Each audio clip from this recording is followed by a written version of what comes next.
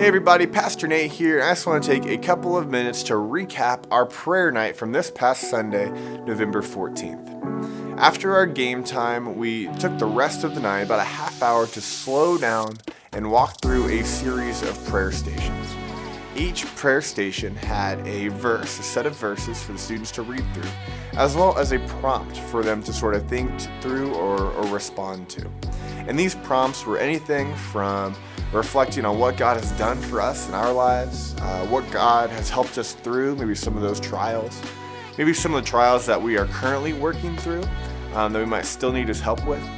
Some of them encouraged the students to draw what they thought heaven might look like and consider our inheritance with Him, consider who we might want to introduce into a relationship with Him, all things like that, all sorts of different reflections in Bible readings that led into our prayers.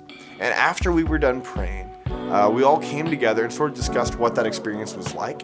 And when we did, so many of the students said that they really appreciated getting to slow down in a quiet space where they could just hear and talk to God. And they also expressed how difficult that was to find that time in life. And for a couple of them, even how difficult it was for them to connect with God because they don't normally do this. So in that conversation, I made sure to remind them that our relationship with God is just like a relationship with other people. And that the more often we spend time together, the more often we spend together with other people and with God, the more impactful that time is.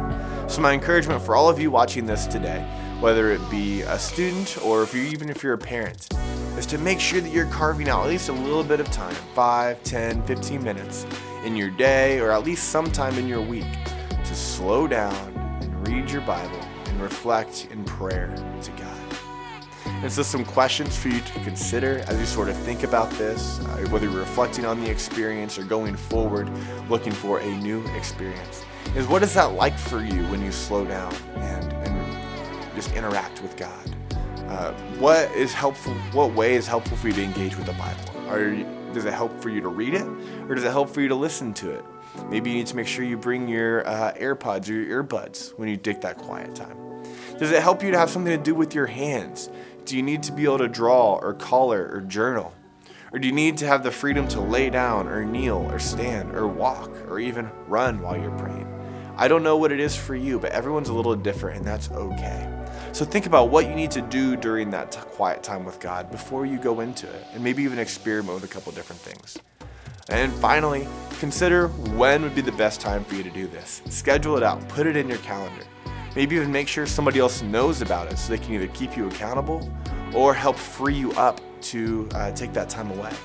And even consider where would be the best place to do it, because not every place is conducive, is helpful for this sort of prayer and reflection. So thank you guys for listening. I hope this was helpful, and I hope to see you all at Friendsgiving this Sunday.